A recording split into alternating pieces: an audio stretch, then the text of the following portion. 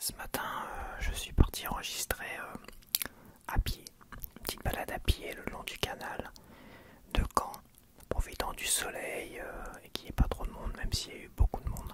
Dès qu'il y a des rayons, ça y est, ça commence à sortir dans tous les sens.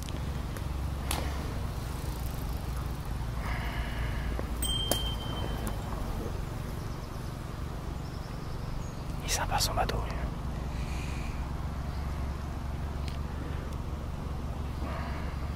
Je me suis rappelé quand j'ai découvert Harry Potter. En fait, j'ai découvert Harry Potter, c'était il y a assez longtemps. Il n'y avait que le Harry Potter 1 et 2 qui étaient sortis au cinéma. Donc j'ai découvert les deux films. J'ai découvert les deux films entre minuit et 5h ou 6h du matin. Voilà, minuit et 6h du matin, un truc de fou. Il était minuit. On était chez un pote à Courseulles-sur-Mer dans les bâtiments qui entourent le petit port de Plaisance. Des petits bâtiments qui sont tout craquelés, qui sont à deux doigts de tomber d'ailleurs. Et c'était en plein hiver, et en plein hiver, comme c'est quasiment que des résidences secondaires, c'est un peu une ville morte, quoi. Et surtout cette résidence là, ça fait vraiment Walking Dead. Là on est dans Walking Dead. C'est très bien écrit à l'origine et c'est très bien conçu. Voilà, c'est pas forcément des livres pour les femmes ou ceux qui sont trop sensibles. Non, je suis pas trop sensible. J'aime quand c'est bien écrit, j'aime les belles histoires d'amour ou autre. Voilà. Et Orgueil et Préjugés, c'est vraiment passionnant, c'est très très bien écrit. Et ouais, je conseille le bouquin et aussi le film avec l'actrice anglaise là. Et j'en ai même rigolé. Le coup du chat là, ça m'a fait rigoler. Voilà, le coup du chat de... Là franchement, j'ai trouvé que à l'écrit, donc J.K. Rowling qui a écrit les romans d'Harry Potter, la maman d'Harry Potter, et bah au niveau de l'humour elle gère. Pour moi, au niveau de l'humour elle gère, au niveau de raconter des histoires elle gère. Certes, on voit carrément une différence entre je dirais les 4 premiers romans. Les 3 premiers romans sont écrits peut-être beaucoup plus simplement à partir de l'ordre du Phénix. Là, on sent que l'écriture est beaucoup plus lourde, beaucoup plus chargée, beaucoup plus détaillée. On sent qu'elle a voulu appuyer un peu plus son écriture. Lost in Translation 1, Suzy les Backer Boys 2, là je fais un décompte. Plutôt un compte. Interstellar 3, Chihiro, le voyage de Chihiro 4, Point Break 5, Bienvenue à Kataka 6, Conan le Barbare 7, Wayne's World 8. De toute façon, il nous faut bouffer de la merde, plein de pesticides, tout ce que vous voulez. Donc à un moment donné, de la merde pour de la merde, autant acheter de la merde moins chère.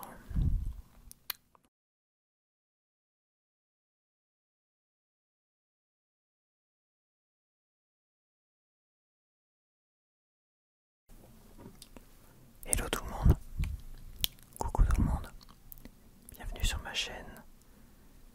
Je suis Léon Dormeur et je regarde si ça enregistre avant.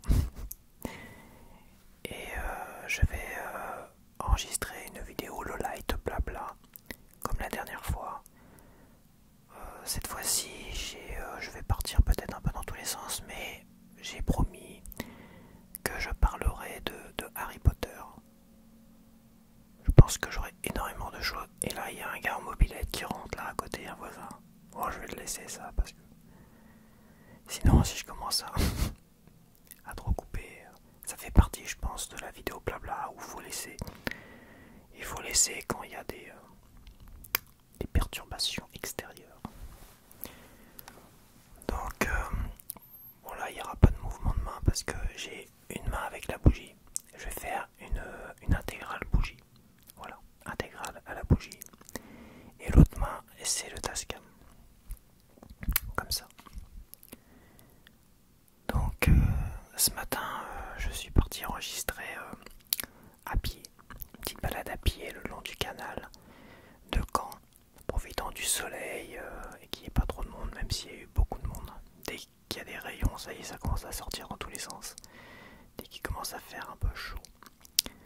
C'était limite, mais tout le monde sentait que ça allait vite se réchauffer, donc tout le monde est sorti quasiment en même temps. Et comment dire, j'ai fait un enregistrement, donc l'audio à 75, là je suis réglé à 80 d'ailleurs, pour ceux que ça intéresse. 1,75 m à l'extérieur avec la petite bonnette fluffy, c'est parfait. Je viserai même plus haut d'ailleurs. Je pense que je viserai plus haut. Ça enregistre tout. Pas de bruit blanc, quoi que ce soit. Ça enregistre l'audio, c'était parfait. Et j'ai pu chuchoter, ça prenait bien le chuchotement. J'ai même fait un petit humming, c'est nickel. Franchement, le problème, c'est évidemment mon smartphone qui est tout ripou et qui, comment dire, il est pas fait. Voilà. Je pensais qu'il y avait une stabilisation parce que j'ai marché autour de ma table chez moi et ça semblait stabilisé, mais entre marcher autour de ma table tranquillou et faire une petite balade tranquillou sur un chemin plat, relativement plat, et bah ça fait ça fait bing bing bing bing, c'est à vomir quoi. C'est insupportable, voilà. Donc mais un smartphone pourri, c'est normal, je m'en doutais un peu. L'image n'était pas extraordinaire. Après bah, il me reste la deuxième configuration. Moi j'ai un appareil photo, un réflexe, un Canon qui n'est pas stabilisé, mais j'ai un objectif stabilisé, un 45 mm, un Tamron qui pèse un poids, il doit peser je crois 600 grammes. Il doit peser 600 ou 700 grammes, c'est dire. Mais il est stabilisé. Voilà. Et c'est bon, je pense faire de la vidéo avec ça, c'est plus pratique. Enfin, c'est pas pratique, mais bon, voilà. Mais bon, il est pas fait pour la vidéo, même si en vidéo comme ça, c'est à essayer. C'est à essayer, il est pas fait pour la vidéo. Ça, c'est des appareils photo qui proposent la vidéo, un enregistrement vidéo, mais ils sont pas faits pour la vidéo. Donc, j'essaierai quand même. Bon, voilà. Par contre, l'audio est intéressant. Bon, j'ai un peu raconté ma life. J'ai tenté un truc. Est-ce que je dois partager l'audio tout seul? Je ne sais pas. Voilà. J'ai peut-être prévu de faire des ambiances comment dire, des ambiances pour étudier. J'en ai fait une spéciale ASMR, c'était pas une ambiance nature, qui est pas mal. Je la partagerai en même temps que cette vidéo là, je pense. Voilà. Parce que si je ne partage que cette vidéo là, qui est un sonore ASMR pour étudier, voilà, c'est une boucle de 25 minutes, je l'ai fait durer 1 heure, donc ça fait 2 boucles et un peu plus. Une petite heure comme ça pour étudier, c'est pas mal. C'est une vidéo bruit de vagues sur la bonnette avec un petit souffle comme ça pour renforcer un peu le vent et tout ça, et c'est pas mal. Franchement, c'est pas mal. J'ai coupé un peu, j'ai gardé le meilleur, donc ça fait une grosse boucle de 25 minutes. Et c'est une vidéo de 1 heure et j'ai rajouté des photos prises à Lux-sur-Mer. Mes photos, voilà. En fond visuel, mais voilà, il n'y a pas de rien d'enregistré, quoi que ce soit. Donc ça sera vraiment une vidéo spéciale pour étudier. Je pense que je ferai ça. Je proposerai aussi ça. Ça fait partie aussi du côté relaxation, ambiance et tout que je voulais moi au départ sur ma chaîne. Donc je vais proposer ça. C'est très agréable à écouter, à détente. Après je ferai des ambiances comme ça, mais aussi sonores extérieures. Là, ce que j'ai enregistré ce matin, c'était fait pour aller avec une vidéo. Peut-être que je vous partagerai là, tout de suite, un petit passage.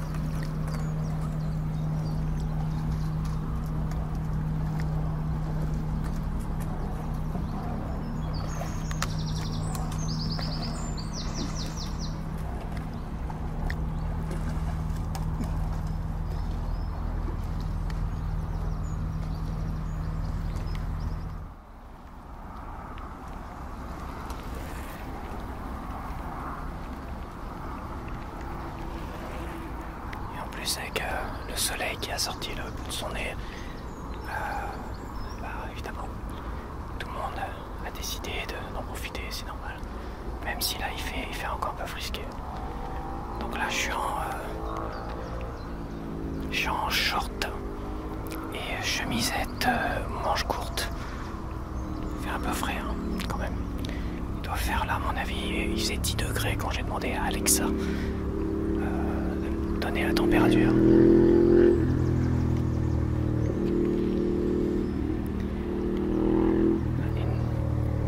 Je sais pas où est la moto, mais on l'entend bien. Donc là, il doit faire entre 10 et 15 degrés, je pense. À mon avis, il fait 12, 13, tout au plus.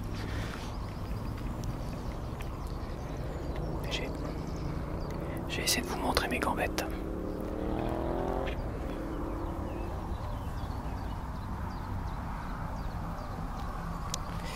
Voilà, bien blanche.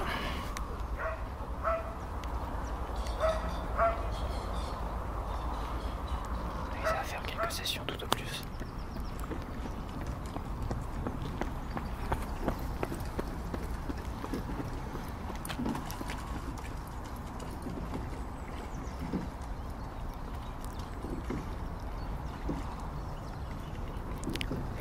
Qui font un peu de rame. Ah, ça commence à chauffer un peu au soleil.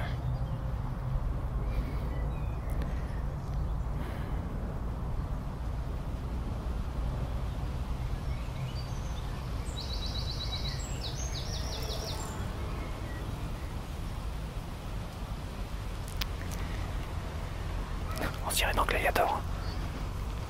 Force et honneur, les amis.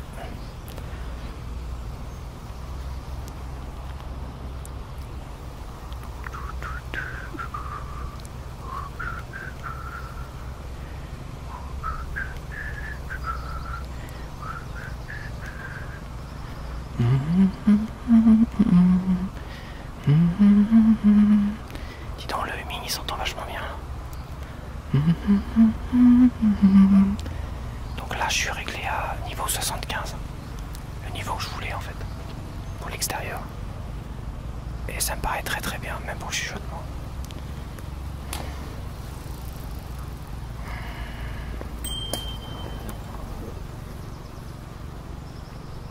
Il est sympa son bateau.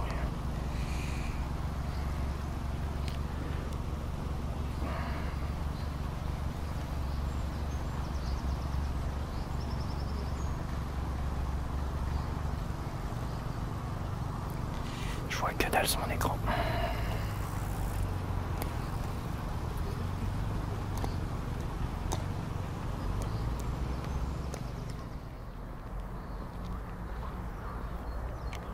Ah,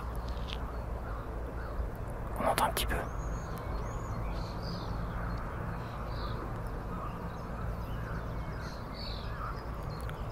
C'est très léger, il y en a quelques-uns.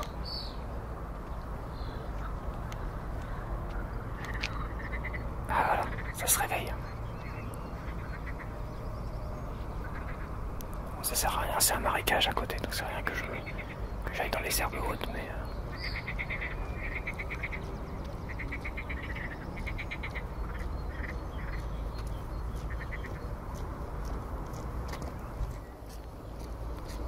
Hier, c'était plus bruyant que ça.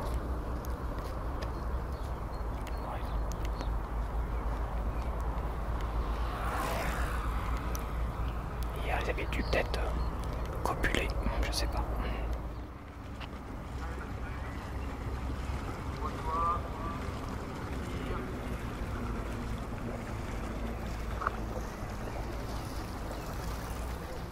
Chaussures, en plus, je suis pas à l'aise dedans, j'ai bonne mine. Hein.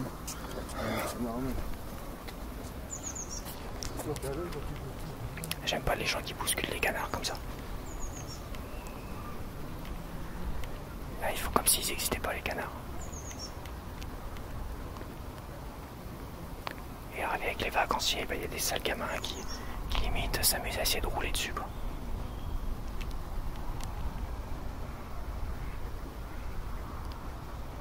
Donc ils sont gentils, tout beau, tout mignon. Petit caca, petit nanar, petit canard. Ah, il y en a un qui est là.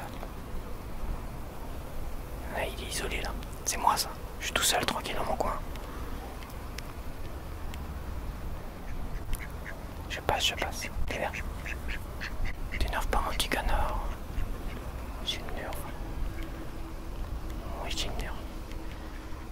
Bon allez. Là tout de suite. Peut-être. Un petit passage où je reste planté, où je bouge pas trop avec la caméra. Mais bon, pas sûr. Donc, alors je vais partir sur Harry Potter. Harry Potter, comment dire Harry Potter, si je dois retourner au début d'Harry Potter, quand j'ai pensé qu'est-ce que je vais dire sur Harry Potter, c'est vrai. Parce que les bouquins, je les ai lus il y a deux ans déjà. Les films, bon, je les revois régulièrement. Mais je me suis rappelé quand j'ai découvert Harry Potter. En fait, j'ai découvert Harry Potter, c'était il y a assez longtemps. Il n'y avait que le Harry Potter 1 et 2 qui étaient sortis au cinéma. Donc j'ai découvert les deux films. J'ai découvert les deux films entre minuit et 5h ou 6h du matin. Voilà, minuit et 6h du matin, un truc de fou. Il était minuit, on était chez un pote à Courseulles-sur-Mer dans les bâtiments qui entourent le petit port de Plaisance. Des petits bâtiments qui sont tout craquelés, qui sont à deux doigts de tomber d'ailleurs. Et c'était en plein hiver, et en plein hiver, comme c'est quasiment que des résidences secondaires, c'est un peu une ville morte, quoi. Et surtout cette résidence là, ça fait vraiment Walking Dead. Là on est dans Walking Dead, ça fait un peu mort. Et nous, moi et ce pote là, on allait souvent louer des DVD. Des DVD à un loueur à Courseulles-sur-Mer, mais qui, je pense que là, à ce moment là, il avait dû fermer ou tout ça, donc on allait à Bayeux.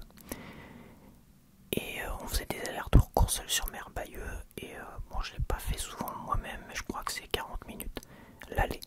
Donc c'est une bonne heure, c'est peut-être une bonne heure parce qu'il speedait bien en voiture, donc on devait être en pleine nuit en plus. On devait faire ça en 1h10 un aller-retour. Et à minuit, il se dit, ça te dit de regarder un film, on va se louer un film là-bas. Je dis, bon bah écoute, on était jeunes, hein, de toute façon, on était jeunes, on avait la petite vingtaine.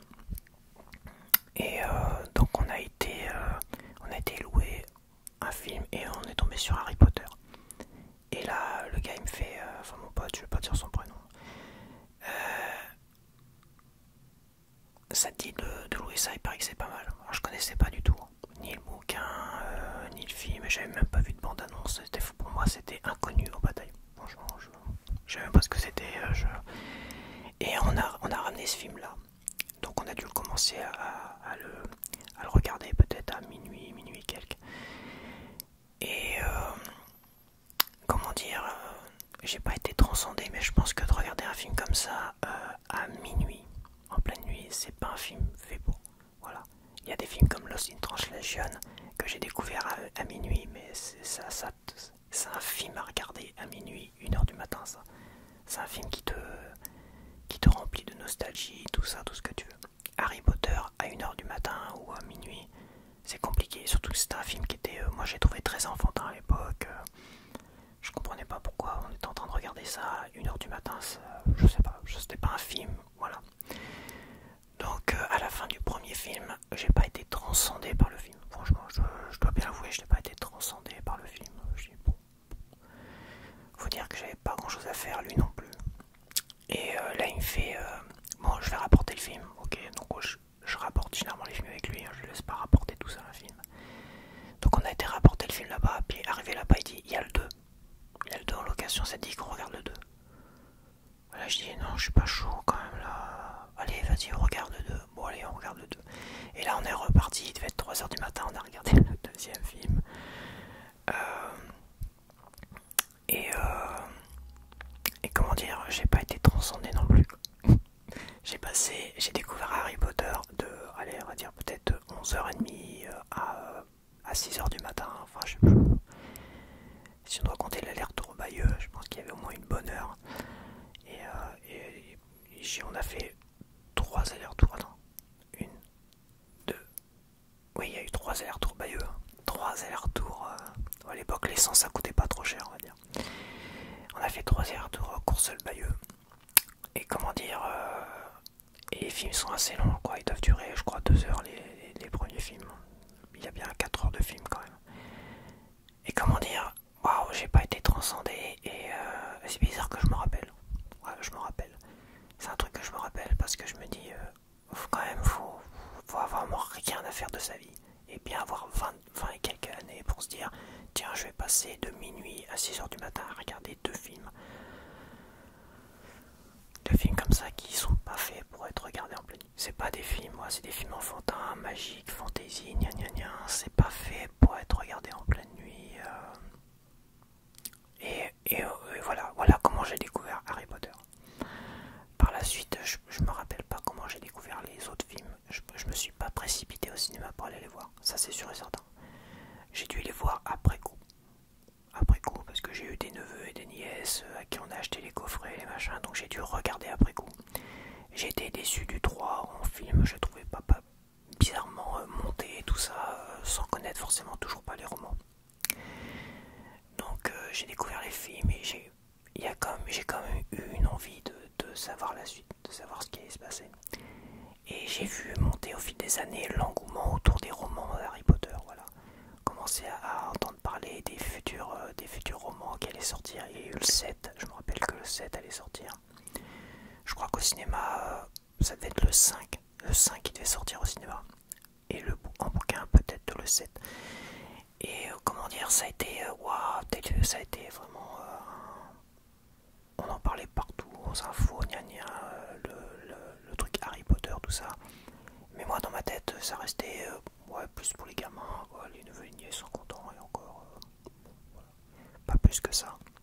Mais je regardais quand même parce que j'ai envie de voir la suite. Mais je dois bien avouer que les films, j'ai toujours été déçu des films. Jusqu'au 7 où j'ai tout regardé. Il y a eu 2 épisodes pour le 7, donc ça fait quand même 8 films. Ouais, c'est ça, 8 films pour 7 bouquins. Et j'ai jamais vraiment aimé Harry Potter. L'acteur Harry Potter, le personnage en lui-même, je n'aimais pas. Voilà, je trouvais trop gna trop neuneux. Bon, c'était des gamins dans les premiers, d'accord. Mais je trouvais qu'il manquait vraiment de personnalité. Voilà, ça manquait vraiment de personnalité. Ceux qui avaient des belles personnalités, c'était les acteurs adultes, évidemment. Il y avait Severus Rogue, qui est l'acteur que j'aimais beaucoup. Bon, je mettrai son nom en sous-titre, qui est décédé aujourd'hui, malheureusement. Un acteur qui a joué le méchant dans Piège de cristal, qui a joué le méchant dans Robin des Bois, mais qui a joué pas mal dans deux films anglais, comme des adaptations des romans ah bah non, je retourne mémoire, moi je suis balèze. De Jane Austen. J'ai le bouquin là. J'en ai un. J'ai Orgueil et Préjugés. Donc il a pas joué dans Orgueil et Préjugés, il en a joué dans un autre, c'est Raison et Sentiment. Voilà, c'est ça.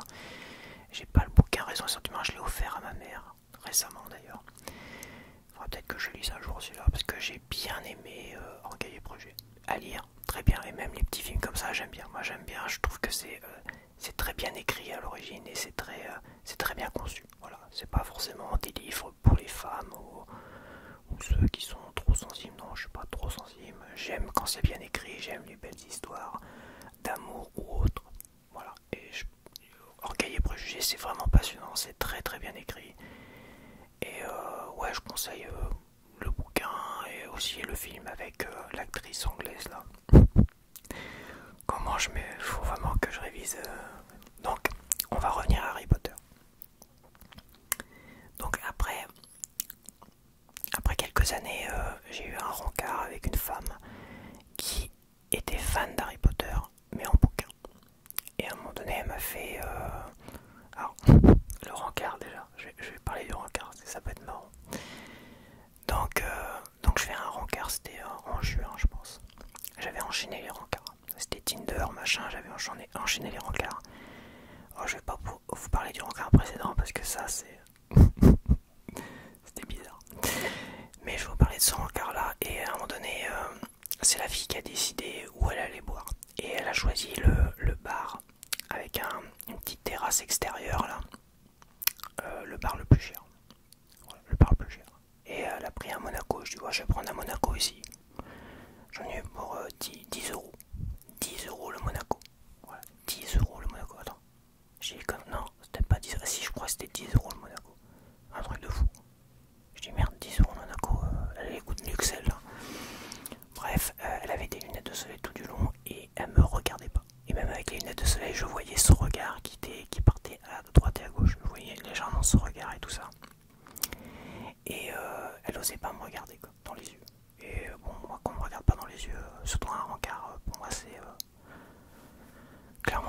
ça passe très très mal le contact. Enfin, le contact était bon, il n'y a pas de souci. Hein. Moi, je suis toujours mon contact quand même, mais moi, pour la suite des événements, ça fait pas très envie. De toute façon, bon, c'était pas le coup de foudre, on va dire. Bref, ça m'a coûté 20 € en Monaco, dégueulasse. Je trouve ça dégueulasse, finalement. Et elle m'a dit un truc, et ça je m'en rappellerai. Elle m'a dit, toi qui aimes lire, tu devrais lire Harry Potter. Et je dis, ouais, mais je suis pas fan des films non plus, donc est-ce que je vais prendre le risque de lire Harry Potter? Elle fait, tu devrais lire Harry Potter, tu vas voir. C'est très passionnant, c'est bien, gna gna. Elle m'a vendu Harry Potter. Bref, de ce rencard-là, je n'ai retenu que de ça, de la discussion. Le reste, le reste, j'ai dû parler de moi. Et je n'ai retenu que de ça, de la discussion. C'est dire que, bon, moi je parle beaucoup, j'ai dû parler beaucoup de moi. Elle a même, à un moment donné, elle a osé me dire que, parle-moi un peu de toi, je parle beaucoup de moi. Bah non. non, je n'ai parlé que de moi.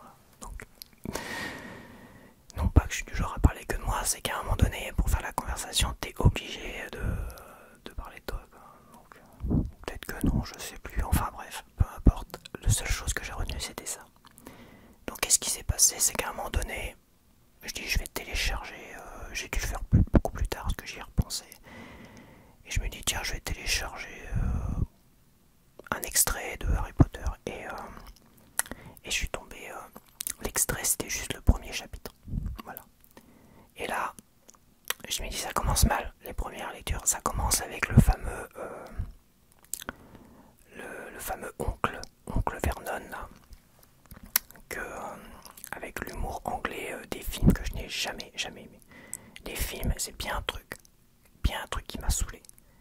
C'est dans les films, l'humour du début, avec l'oncle Vernon et tout ça.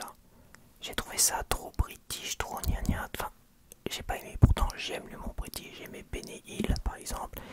Les comédies romantiques british avec comme Coup de foudre à Notting Hill, par exemple. Ça, j'adore. L'humour, super. Donc, moi, l'humour british, j'aime bien ça. Mais alors, l'humour d'Harry Potter au début avec l'ombre, j'ai trouvé ça d'une lourdeur absolue. Je me dis, c'est exagéré. Est-ce que c'est écrit comme ça dans le bouquin?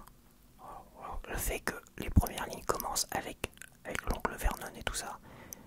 Et ben là, je dois bien avouer que l'humour à l'écrit était excellent. J'ai adoré ce premier chapitre.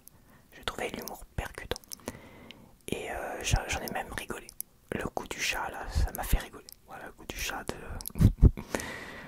Là, franchement, j'ai trouvé que à l'écrit, donc J.K. Rowling qui a écrit les romans d'Harry Potter, la maman d'Harry Potter, et bah au niveau de l'humour, elle gère.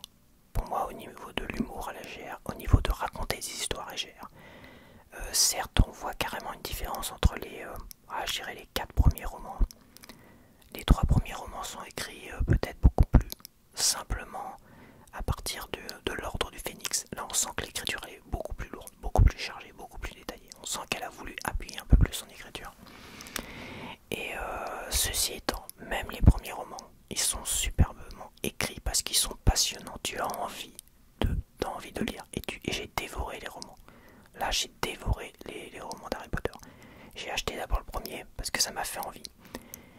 Je me suis jeté en plus, au lieu de me jeter sur les formats poche qui étaient moins chers, je me suis jeté sur le beau format de 2015 là. Je montrerai peut-être une photo avec les belles couvertures en carton, même les pages elles sont à moitié cartonnées, elles sont belles. Enfin franchement c'est des beaux bouquins. Sauf que au final ça m'a coûté cher. Parce que t'achètes le premier, je crois que c'est 22 € le premier roman. Comme ça, en grand format là. Avec les couvertures, je sais plus comment on dit, embossed. En anglais c'est embossed là. Embossed. C'est enfin peu importe. Avec un relief, voilà. Il y a une sorte de relief imprimé, tout ça sur les couvertures. Vraiment, je me suis fait plaisir. J'avais envie. Quand j'ai vu ça, je me dis, tiens, je prends celui-là. Allez. Voilà, avec un peu de chance, ça me plairait pas, puis je rachèterai pas les autres. Et finalement, j'ai adoré parce que l'histoire est fantastique. Et j'ai redécouvert Harry Potter. C'est quand même incroyable qu'une saga que je n'ai pas aimée au cinéma, que je n'ai pas aimé en film, j'ai adoré en bouquin. c'est peut-être le contraire, mais là j'ai adoré. Franchement, j'ai adoré. J'ai trouvé Harry Potter avec beaucoup plus de personnalité. Il a une vraie personnalité dans le bouquin. Voilà. Il a une vraie personnalité dans le bouquin. Et comment dire, ils ont tous des personnalités exceptionnelles, franchement. Même son pote Ron, il est beaucoup plus costaud dans le bouquin. Enfin, au moins il est décrit beaucoup plus costaud et il est beaucoup plus... Attention, faut pas trop s'y frotter, quoi. Mais il y a comme l'humour et tout ça avec la fameuse baguette et tout ça. Franchement, l'humour est excellent. Franchement, c'est super bien écrit et Harry Potter a de la personnalité, mon dieu, enfin, quoi. Alors je pense que je sais pas si c'est l'acteur ou si c'est... je sais pas où ils sont partis. Ils sont partis sur un manque de personnalité. Ils ont même changé quasiment le déroulement de l'histoire. J'ai pas spoilé, mais par exemple Ginny qui tombe amoureuse de Harry Potter. Donc c'est la sœur de Ron, la petite Ginny, qui tombe amoureuse de Harry Potter. Dans le bouquin, elle est décrite comme clairement, faut dire la plus belle fille de Poudlard. C'est la plus belle fille des collèges, la plus belle fille du lycée. C'est la fille super canon. Même les méchants, ils tournent autour d'elle et tout ça. Ceux qui sont de Serpentard, voilà, ils tournent un peu de l'œil quand ils la voient parce qu'elle est super belle, quoi. C'est une nana super canon qui a beaucoup d'assurance et tout ça. Et la chose qui est incroyable, c'est que dans le film, c'est elle qui va vers Harry Potter, qui fait les premiers pas, qui fait les démarches. Alors que dans le bouquin, c'est tout le contraire. Mais c'est tout à fait normal. Parce que dans le bouquin, Harry Potter a de la personnalité. Donc il va. Et là, tu t'es pas surpris, tu dis c'est le Harry Potter. Ça, c'est le personnage que j'aime. Parce que j'aime Harry Potter dans le bouquin. Et j'ai l'impression que je peux pas le blairer dans le film. Moi, j'exagère quand je peux pas le blairer, mais je le supporte à peine dans le film. Je trouve qu'il a un manque de personnalité, il a un manque de tout. Et même pour sortir avec Jenny, bah, c'est elle qui fait les premiers pas, quoi. C'est elle qui fait les démarches, qui fait le machin. C'est-à-dire ils ont créé un personnage tellement insipide dans le film. Bon, c'est la même histoire, hein. Bon, il manque énormément de choses, par exemple sur les elfes de maison. Tout le pan d'histoire sur les elfes de maison a complètement été supprimé dans les films. Alors que c'est très intéressant, franchement, c'est très intéressant. Bon, je vais pas tout vous raconter. Mais ce que je trouve le plus intéressant, c'est que Jenny et Harry Potter, ce couple dans cette saga, est quand même beaucoup mieux dans le bouquin. Il est exceptionnel dans le bouquin, j'ai adoré. Et j'ai adoré Harry Potter, comment il s'y prend. Même j'ai adoré l'arrogance d'Harry Potter quand il commence à devenir grand comme son père et tout ça. Bon, c'est pas de la faute à l'acteur qui paraît tout petit dans les films, parce que je pense qu'ils auraient peut-être dû se méfier vis-à-vis des parents, voir. Parce que Harry Potter, dans les bouquins, c'est quelqu'un de grand, comme son père. C'est quelqu'un qui devient grand et tout ça, qui devient charismatique, grand, arrogant, certes. Et surtout, mais il a une sacrée personnalité, une personnalité qu'on peut que apprécier. Voilà pourquoi les bouquins ont fonctionné. Voilà. Les films ont fonctionné parce que bon, c'était, je sais pas, ça plaît. À revoir les films, je trouve ça bien aussi, hein, j'aime bien, mais franchement, après avoir lu le bouquin, c'est pour ça qu'aujourd'hui je peux dire que j'adore Harry Potter. J'adore Harry Potter, j'adore les bouquins d'Harry Potter. Je peux que m'en inspirer parce que c'est surtout au niveau de, peut-être pas de l'écriture, mais si au niveau de l'écriture, parce que ça reste vraiment bien écrit. On est plongé dedans, on a envie de lire plus. C'est pas du Haruki Murakami, que j'adore aussi. C'est pas le même genre d'écriture, c'est une écriture peut-être plus simpliste. Après, ça reste une traduction, c'est toujours des traductions, donc bon. Mais, comment dire, c'est palpitant. On a envie d'aller, c'est le rythme de l'histoire, le déroulement. C'est toujours une histoire d'enquête. Bon, c'est une histoire, ça se passe toujours, c'est toujours des années. Il y a toujours des enquêtes. Des fois, il y a peut-être une petite redondance. C'est toujours un peu le même.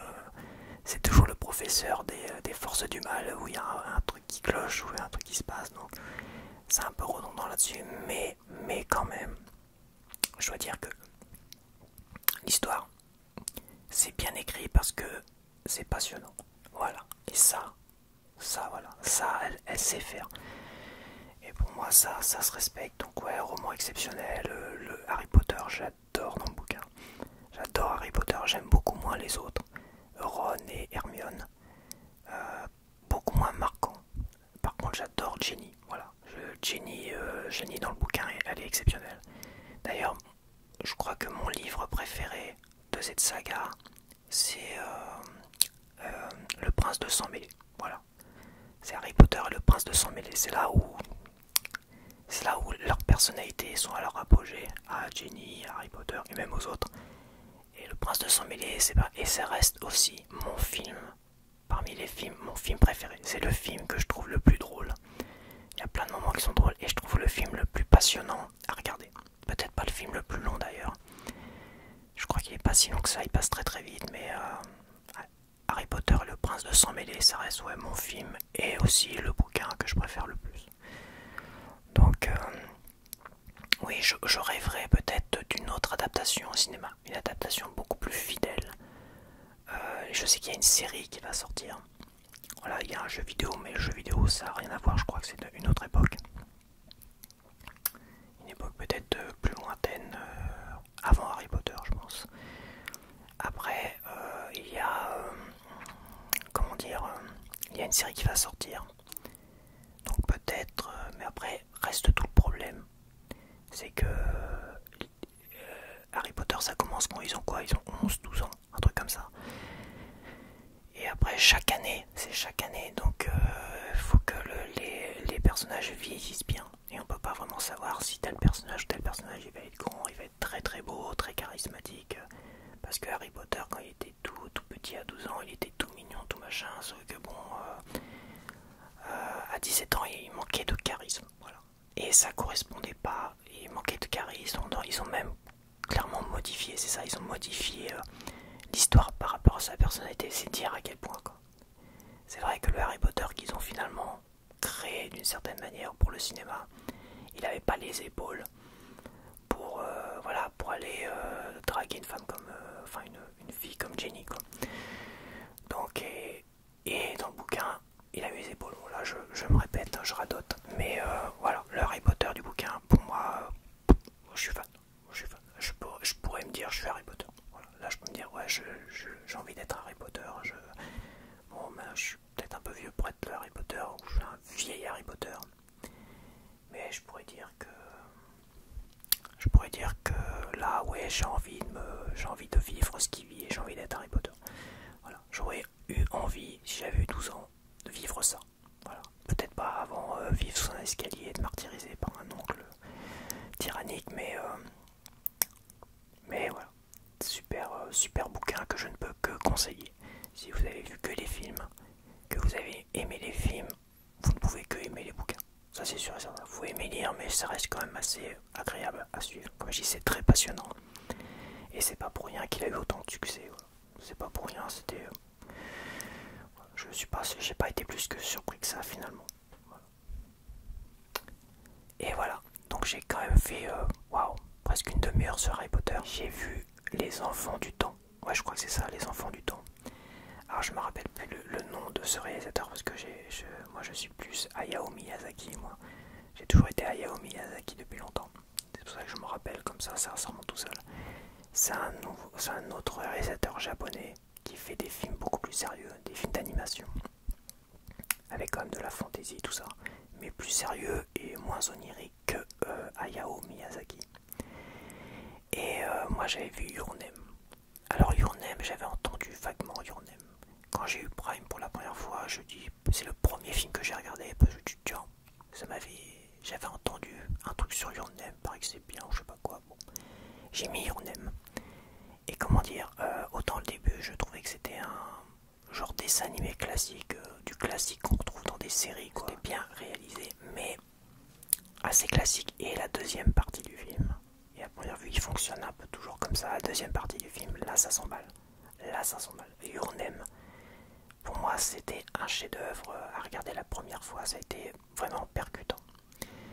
Et puis Les Enfants du Temps, pareil, j'ai vraiment bien aimé. Il y a vraiment un genre, c'est pareil. La première partie, on est dans quelque chose d'assez banal, rien de surprenant.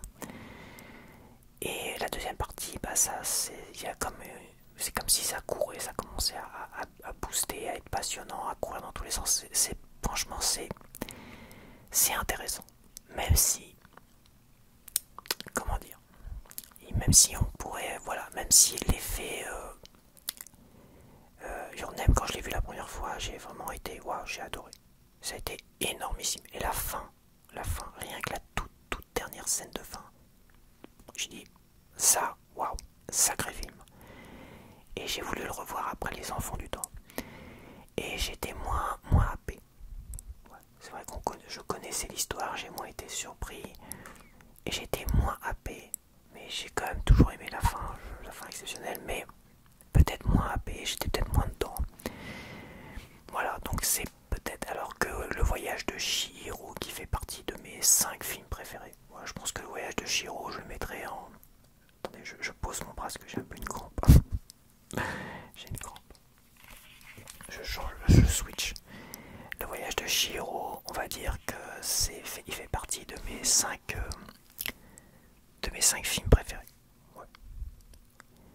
Il y aurait Lost in Translation, The Fabulous Cowboy, Suzy les Cowboy, Interstellar, qui pour moi un film qui à revoir a été exceptionnel.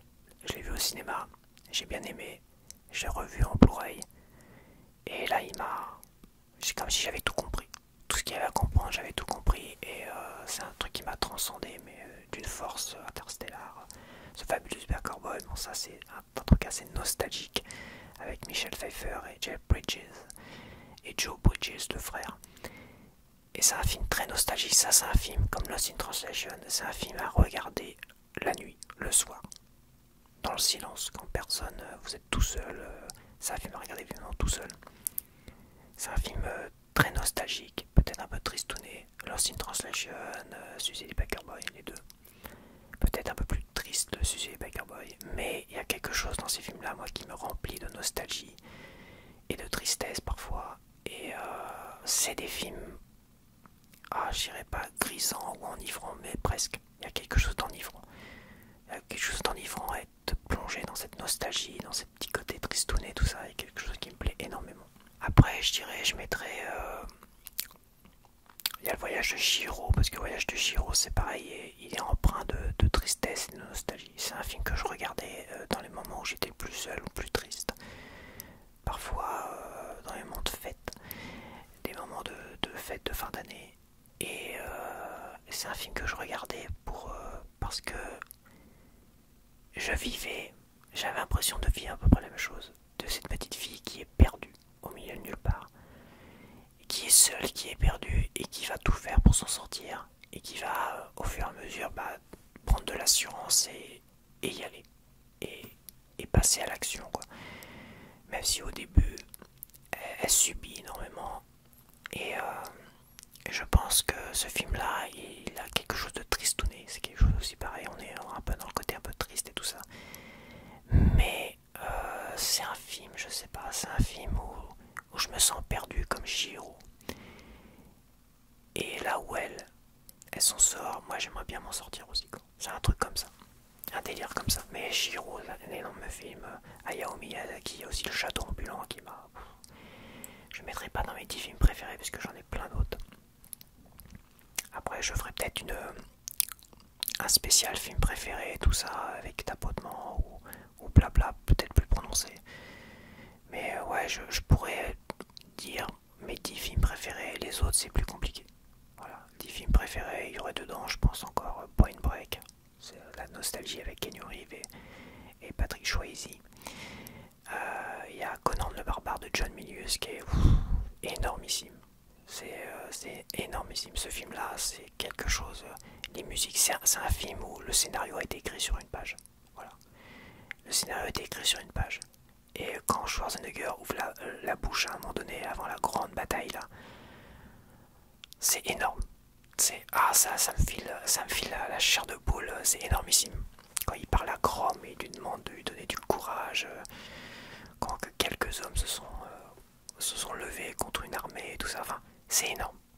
C'est énorme, c'est un film qui est énorme et la musique est exceptionnelle. C'est une des meilleures musiques de film. Et d'ailleurs, tout du long, c'est comme si tu regardais une sorte d'opéra en fait. Comme il y a très peu de paroles, tu vois un opéra. Tu vois une sorte d'opéra avec des musiques qui s'emballent, c'est magnifique. puis c'est voilà, c'est un film qui voilà, c'est un film qui a été réussi, qui a peut-être pas eu le succès qu'il aurait dû avoir. La suite de Conan le Barbare, Conan le Destructeur, est une vraie daube, une bouse, mais c'est pas fait par John Milius. C'est pas fait pareil, ça n'a pas été fait avec les mêmes intentions. Voilà. Et il y a eu un remake récent avec Jason Momoa, tout reboot aussi, ça n'a rien à voir. Voilà, le Conan le Barbare de John Milius, c'est quelque chose d'énorme. Dans mes films préférés, il y a Bienvenue à Kataka, toujours pareil, il y a toujours un petit côté triste, nostalgie, mais Bienvenue à Kataka, avec Jude Law et Ethan Hawke, et aussi, c'est dingue, quand les noms sortent comme ça, je suis heureux. Et Uma Thurman, voilà, j'ai trouvé les trois noms d'acteurs, et Uma Thurman, là c'est bien, quand les noms sortent, là, je suis content, c'est-à-dire que ma mémoire fonctionne encore. Donc Bienvenue à Kataka, c'est comment dire, c'est dans une société c'est un film d'anticipation où finalement les gènes comptent comme les gènes sont pris en compte pour les élites. Voilà, ceux qui ont les meilleurs gènes, qui sont les plus beaux, les plus forts, les plus costauds à l'intérieur, avec des cœurs super costauds, avec une bonne respiration. Enfin, ceux qui ont des gènes au top et une santé au top et tout au top, l'intelligence, tout ça, parce qu'ils peuvent finalement modifier les gènes à la naissance. Donc à la naissance, le début du film, ça commence comme ça. Vous voulez un enfant qui soit intelligent, bien sûr. Je veux un enfant qui... Alors on rajoute les gènes de l'intelligence. C'est quand même vos gènes à vous, mais on les booste. Vous voulez que votre enfant soit beau? Bah oui, on veut qu'il soit beau et grand. Donc il modifie la génétique avant la naissance. Et dans un couple, dans une famille, le premier enfant était né d'un amour. Et ça, c'est Ethan Hawke. C'est le héros du film. Et lui, malheureusement, son frère, ils ont décidé de faire appel à la génétique. Et lui, il est devenu grand, beau, intelligent. C'est devenu une élite. Voilà, une élite. Et le petit, le grand, enfin, Ethan Hawke, qui est né juste par amour, comme ça, qui n'a pas été modifié génétiquement. Et ben, il est un peu fragile. Il a des problèmes au niveau des yeux. Il a des lunettes. Il a un cœur beaucoup plus fragile, tout ça. Et ben, ce gars-là, à un moment donné, il va se battre. Il va se battre. Il va partir. Il va abandonner sa famille. Et il va se battre pour ça. Et il va se battre pour intégrer l'élite et devenir ce qu'il a envie de devenir, c'est-à-dire voyager dans l'espace et devenir astronaute, machin, tout ça. Et là, même pareil, la BO, la musique est exceptionnelle. Quand à un moment donné, il affronte son frère qui dit reviens, tout ça, t'as pas à être là, t'as pas les gènes pour être une élite, t'as pas les gènes pour être dans le haut de la société. Et il dit bah, viens, je t'affronte. Avant tu me battais. Donc ils s'affrontent, ils vont nager, et c'est celui qui abandonne avant. Ils vont nager dans la mer et celui qui abandonne avant. Et bah voilà, ils s'affrontent. Et avant lui, il abandonnait toujours parce qu'il avait du mal, quoi. La santé, ça le faisait pas. Et bah, je vais pas spoiler, mais à un moment donné, la musique, mélangée à cette musique exceptionnelle, c'est énormissime. Et Jude Law, finalement, je vais pas raconter. Mais Bienvenue à Kataka, c'est pas un film avec des effets spéciaux de fou furieux. C'est pas un film de science-fiction avec des Terminators partout. Non, non. C'est un film de leitmotiv, quoi. Voilà. T'es qu'une merde, mais finalement tu te bats. Tu te bats et tu peux affronter les gens qui sont tout puissants, les élites, et tu peux gravir des montagnes. C'est un film un peu comme ça et il faut le prendre comme ça. Et comment dire, voilà, ça c'est un film qui m'a boosté énormément et pareil, une BO exceptionnelle. Je pense que la plupart des films que j'adore ont une BO exceptionnelle. Dans mes 10 films préférés, j'ai Wayne's World, évidemment Wayne's World avec Mike Myers, oui c'est ça, Mike Myers, et Alice Cooper qui est dedans. Et Wayne's World c'est des hard rockers un peu foufou. Et c'est un film vraiment comique et c'est un univers qui me correspond, l'univers du rock et du métal. Et c'est vraiment délirant. C'est même cultissime pour ceux qui l'ont connu. Quand ils chantent la chanson de Queen dans la voiture et tout ça, c'est énormissime. Comment ça s'appelle cette chanson en fait? Ah là j'ai un trou de mémoire, ça faisait longtemps comme ça. Donc Wayne's World, ouais, peut-être dans les 10 films préférés, donc je mettrai peut-être les affiches là, finalement. Ouais, je mettrai les affiches, je parle un petit peu, de toute façon je pense que je ferai peut-être quelques coupes, ou peut-être pas, mais ça va durer longtemps cette histoire. image comme ça va durer long.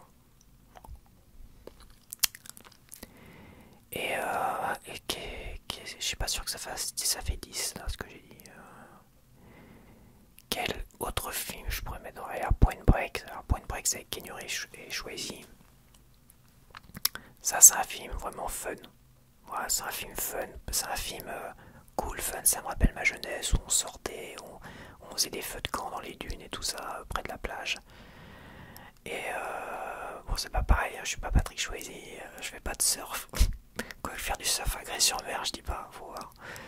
Mais voilà, ça me rappelle un peu l'ambiance cool, Raoul, on est détendu, on est jeune, on fait la fête, on participe à des soirées, gna gna gna, mais on fait chier personne. Voilà. C'est faire la fête sans faire chier le monde. Ça, je pense que les jeunes générations aujourd'hui, ils font la fête dans les appartements où les gens dorment et ils vont travailler le lendemain. J'ai jamais fait ça de ma vie avant, quoi. Je veux dire, quand on était jeune, même quand on faisait les cons dans une baraque que les parents nous avaient laissée, il y a les voisins d'à côté qui nous disaient hey, on vous entend dans une baraque. Quoi. Alors maintenant, quand tu vois les jeunes qui font le bordel dans les appartements, tu te dis moi ça passe pas, moi ça passe pas, c'est clair.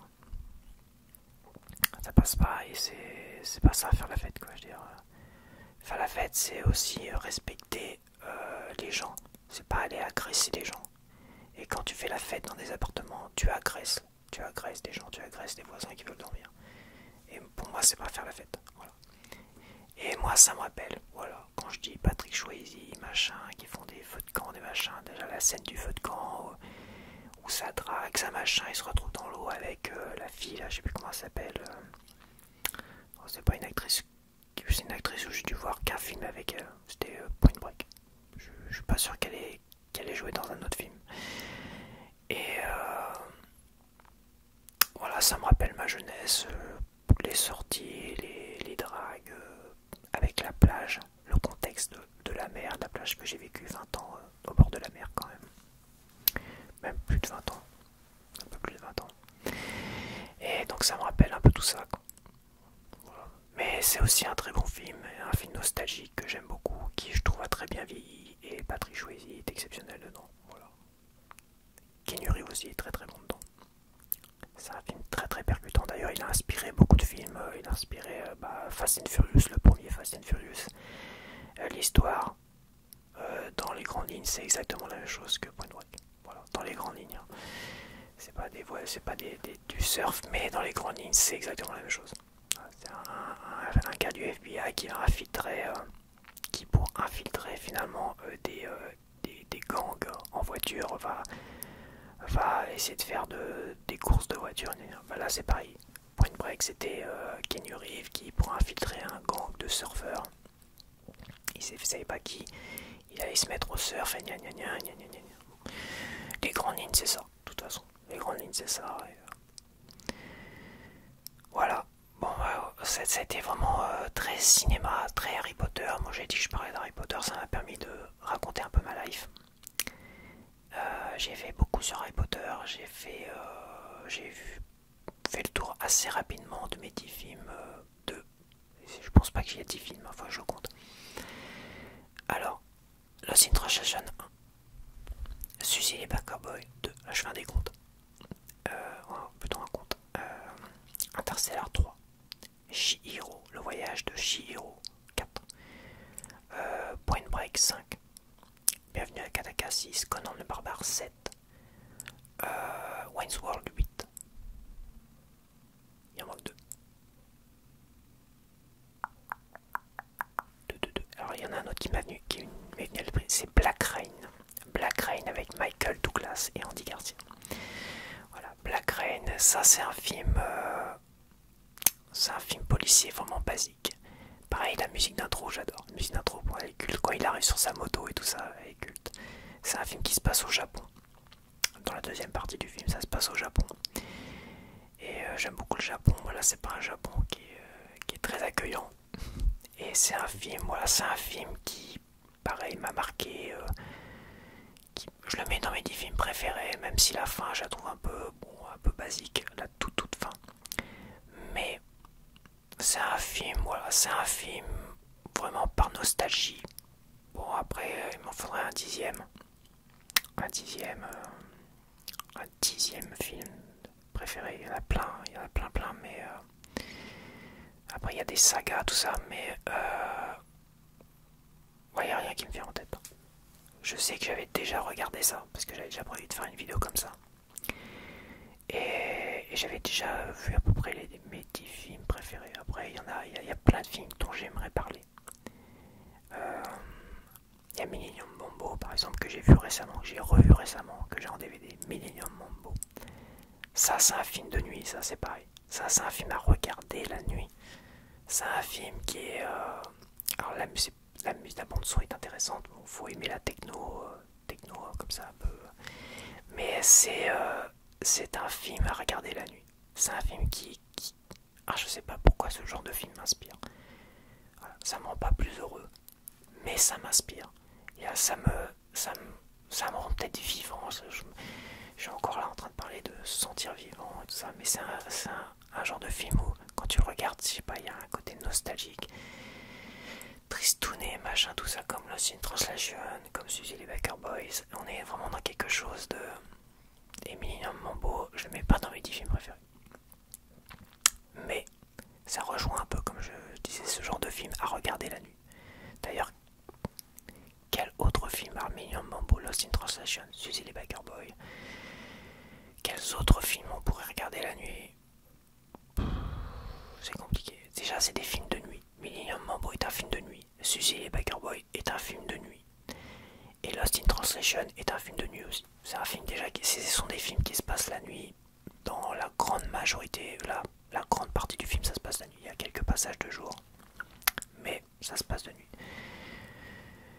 Bon, j'ai rien qui vient en tête, mais voilà. Je crois que 50 minutes là, je vais peut-être arrêter. J'enregistre bien, oui, quand même. 50 minutes, alors je suis un peu fatigué là, mais c'est le soir, là il est peut-être 22h, 23h. Je profite que c'est pas la grande fiesta. Voilà, c'est tranquillou, donc j'en ai profité à la boubou, à la gigi, à la bougie. Et on me voit à peine comme ça, j'ai pas besoin d'être en grande forme. À la bougie, c'est parfait. Parce qu'en fin de journée, des fois, je suis un peu ras le cul, un peu fatigué. Donc voilà, c'est ma deuxième vidéo de blabla low light. Voilà, je suis parti sur un thème Harry Potter et j'ai toujours sur le thème du cinéma, tout ça. J'essaierai quand même de parler un peu plus d'autre chose, peut-être parler un peu plus de moi. Là, j'ai vu une vidéo de Marie Moon, Marie Moon ASMR, qui est une équatorienne qui parle un peu français, qui fait des vidéos d'ASMR en français, et qui a fait une vidéo là, qui est sortie là, pendant que j'enregistre, qui est sortie il y a 1 heure ou 2 heures maintenant d'ailleurs, qui est sortie il y a 2 heures, et où elle parle de 45 choses sur elle. Voilà, 45 choses sur elle, c'est pas ça peut être une fac, une FAQ, mais c'est 45 choses sur elle. J'aime bien le thème, ouais, numérote 1, 2, 3, et voilà, c'est peut-être un truc que je vais faire, ça, 45 choses sur moi. Voilà. Il y a plein d'artistes comme ça qui mériteraient beaucoup plus d'abonnés, mais après c'est compliqué de monter. Moi je vois, sur ma dernière vidéo, j'ai une bonne dynamique pendant les 24 premières heures. Et après 24 heures, il t'inflige plein de pubs, que je peux pas contrôler. Et la dynamique, paf, se casse. Il y a quasiment plus de vues, il y a quasiment plus d'abonnés, il y a plus de machin. Donc je pense que c'est compliqué aujourd'hui de percer. Moi je vois beaucoup d'artistes ASMR qui ont 500, 600 abonnés. Il y a Viviane ASMR que j'aime beaucoup, que je vous conseille d'aller voir aussi. Si vous voulez, Viviane ASMR, j'adore ce qu'elle fait.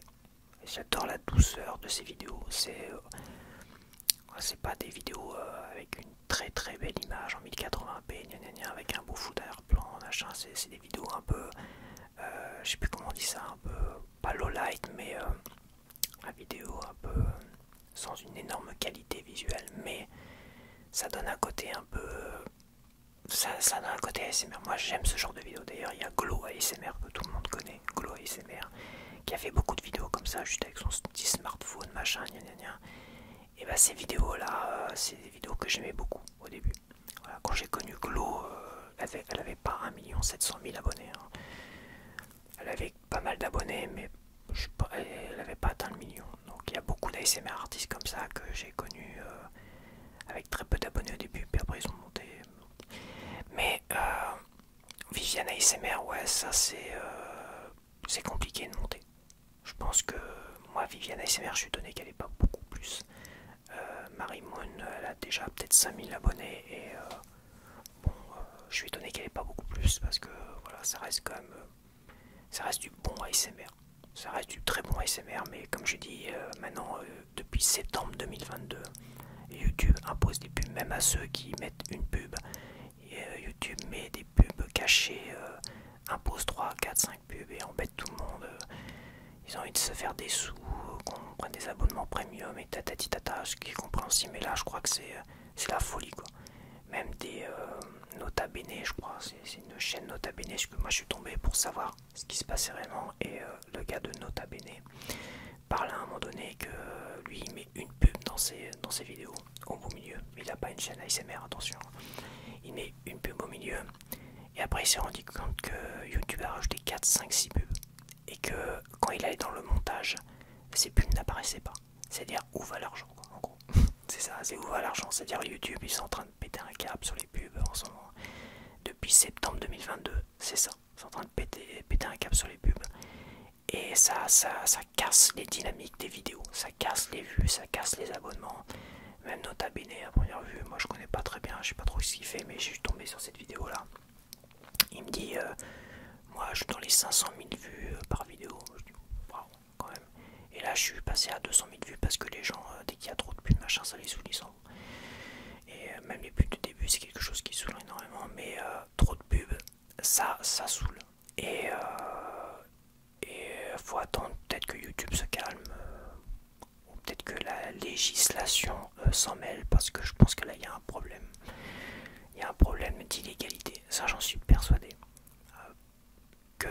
Qu'ils mettent des pubs au début et que bon c'est normal parce que c'est une chaîne gratuite. Enfin c'est un site gratuit. À l'origine moi j'ai connu YouTube, il n'y avait pas de pub. J'ai connu YouTube sans pub. Voilà. Et moi j'avais mis je dois être depuis sur YouTube. Je crois que ma chaîne elle a été créée en 2012, un truc comme ça, ou peut-être que j'en avais créé une autre avant. Bref, moi j'ai connu YouTube sans pub. Après il y a les pubs, là, machin, qu'ils imposent une petite pub. Bon bah allez, une petite pub au début, gna gna gna, pour tout le monde. Moi ça me dérange pas. Mais qu'ils infligent 5, 6, 7, 8 pubs dans les miennes, il y a quasiment, au bout de 24 heures, il y a 4 pubs dans mes vidéos. Mais c'est de la SMR quoi, c'est un truc de malade. C'est des fous furieux. Enfin c'est pas grave.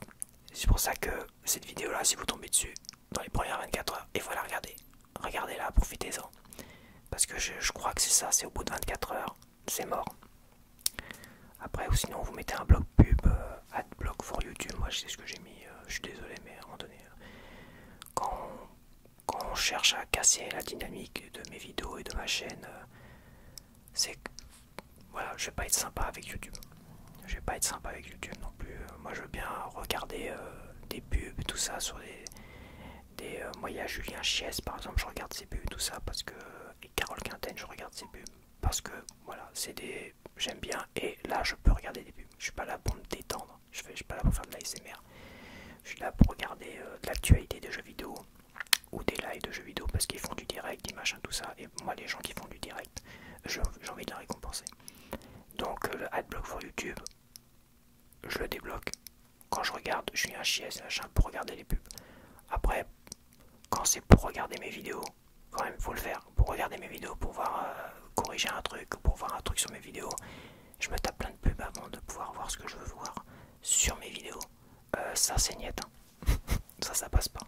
Et quand je regarde de la SMR pour m'endormir, de toute façon comme j'ai déjà dit, j'ai déjà expliqué, ce qui fonctionne sur un téléphone, parce que moi je m'endors avec mon téléphone, j'enregistre les vidéos sur une playlist et je mets la vidéo tout en bas de la playlist. Même si j'ai une pub au début, j'ai jamais de pub à l'intérieur. Alors peut-être que peut-être que les vidéos sont réglées sans pub, pop-up et tout ça. Peut-être pas, je n'en sais rien. Mais j'ai jamais été emmerdé par des pubs au milieu. Et pas des pubs à la fin. Voilà. Mais il faut évidemment bloquer le système automatique et tout ça qui enchaîne les vidéos. Après, ouais, les vidéos récentes, je pense qu'il n'y a pas de souci, mais je sais pas, de toute façon, je pense que de toute façon, YouTube fait un caca nerveux, ils ont pas content, ils veulent des sous, mais tout le monde veut des sous. Moi je vois, tout le monde veut des sous. Tout le monde, EDF veut des sous, ceux qui nous vendent des pâtes, ils veulent des sous, parce que tout coûte super cher. Bah moi ce que je fais, comme beaucoup de monde, bah j'achète moi. Voilà, j'achète moi. Au lieu d'acheter le café à 3 €, alors j'achète le café à 1,30 €, j'en ai vu à 1,30 €. Premier prix, voilà. Avant j'achetais du bio, bah j'achète plus de bio quoi. Sauf pour les œufs. Les œufs, bon c'est normal, je peux. C'est pas encore énormément cher, mais ça devient compliqué. Le lait bio, tout ce qui est bio autre que le lait, les œufs, ça devient compliqué, ça devient très très cher. Donc plus de bio, plus de machin, je me prive de beaucoup de choses. Voilà, je fais comme beaucoup de monde. Parce que c'est comme ça que ça va faire redescendre les prix. Hein. Et c'est peut-être comme ça que YouTube va redescendre à un moment donné de son nuage, enfin de son piédestal là, parce que YouTube, j'ai envie de dire, redescend coco. Hein. T'es en train d'emmerder tout le monde, hein. T'es en train d'emmerder les créateurs qui mettent des petites pubs comme ça, bien ciblées, pour se faire un peu d'argent, ce qui est tout à fait normal, surtout s'ils proposent du contenu intéressant. Après, il y a des créateurs d'ASMR et de relaxation, des pubs en plein milieu, c'est niet. Hein. Moi, pour moi, je partais du principe de ne jamais mettre de pub sur ma chaîne, ni devant, ni machin, jamais, jamais, jamais, jamais. Et bah là, je vais être obligé de me rentrer dans le système de monétisation qui, je suis persuadé, ne rapporte quasiment rien. Surtout à notre niveau, même à 2000, 3000, à 10 000, 50 000 abonnés, je trouve que ça rapporte que dalle. Ou des clopinettes. Et parce que les gens ils zappent hein, oui, à un moment donné pour regarder de l'ASMR, voilà. Mais des pubs en plein milieu de l'ASMR quand tu veux t'endormir devant l'ASMR, ce qui est mon cas.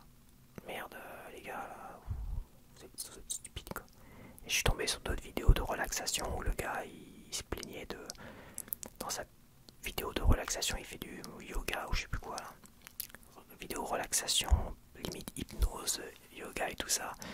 Où les gens sont réveillés en sursaut par des pubs qui hurlent là, avec les fameuses pubs là, sur les jeux de smartphone là où ça hurle. Oh là là là là, mon dieu, mon dieu, mon dieu. Ça c'est niet, hein. Ça c'est niet, pas dans des vidéos comme ça. On est des créateurs de contenu, on va dire. Moi je crée un contenu ASMR pour que les gens puissent se détendre, se relaxer et pas puissent virer l'anxiété et pas rajouter l'anxiété. C'est insupportable. Donc voilà, petit blabla qui dure trop longtemps. Mais voilà, donc je suis pas responsable des pubs. Quand j'aurai 1000 abonnés, 4000 heures de vues pour ma chaîne, j'irai rentrer dans ce système de monétisation. Je pense que je peux virer toutes les pubs à l'intérieur. Le fameux mid-roll. À première vue, il y en a qui l'ont fait. Mais moi je peux pas accéder, j'ai pas cette option là. Je l'aurai quand je serai dans le système de monétisation. Enlever les pubs à l'intérieur. Et normalement si je les vire toutes, logiquement il n'y en aura pas. Je dis bien logiquement. Parce que, mais ceux qui en mettent une au moins une, ils sont infectés de pubs comme ça. Donc il faut enlever les mid-roll, le truc mid-roll, les pubs mid-roll, je sais pas quoi. Après il y aura peut-être des pubs devant. Les pubs derrière je les virerai aussi parce qu'il faut pas qu'il y ait des pubs en fin de vidéo. Parce que quand tu t'endors devant une vidéo ASMR, c'est pas pour te réveiller à la fin de la vidéo, ni au beau milieu. Donc je vois plein de vidéos de professionnels de l'ASMR, ceux qui ont énormément d'abonnés, qui ont le système de monétisation, parce que je vois les petits cœurs avec les donations, je sais pas quoi là. Donc, et il y a quasiment, il n'y a pas de pub au milieu. Il n'y a jamais de pub au milieu, donc il y a peut-être des pubs au bout d'un moment au début. Il n'y a jamais de pub au milieu et il n'y a jamais de pub à la fin. Donc il y a moyen, je pense, de régler ça. J'en suis persuadé. Donc voilà, j'ai hâte de pouvoir enlever cette merde. Mais pour l'instant, moi j'ai mis un bloqueur. C'est le bloqueur en plus de Google Chrome. Et je crois que YouTube c'est Google. Donc ouais, ils ont créé un bloqueur gratuit et pas illégal. C'est pas illégal. Un bloqueur naturel pour YouTube. Et d'un côté ils imposent des pubs à tout le monde. On dirait vraiment qu'ils ont envie que les gens bloquent toutes les pubs. Et ce qui serait de bonne guerre. Moi je dis c'est de bonne guerre. À la guerre comme à la guerre après tout. Moi j'encourage les gens à mettre le bloqueur, hein, terminé. Pour voir mes vidéos, oui.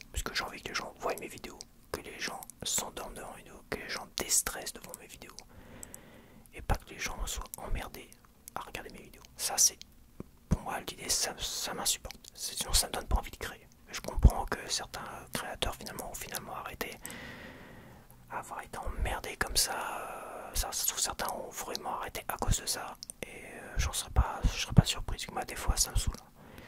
Ça me saoule, je me dis tout ça pour ça, ma dynamique est cassée au bout de 24 heures, les gens qui commencent à... Bah c'est chiant, franchement c'est chiant et non.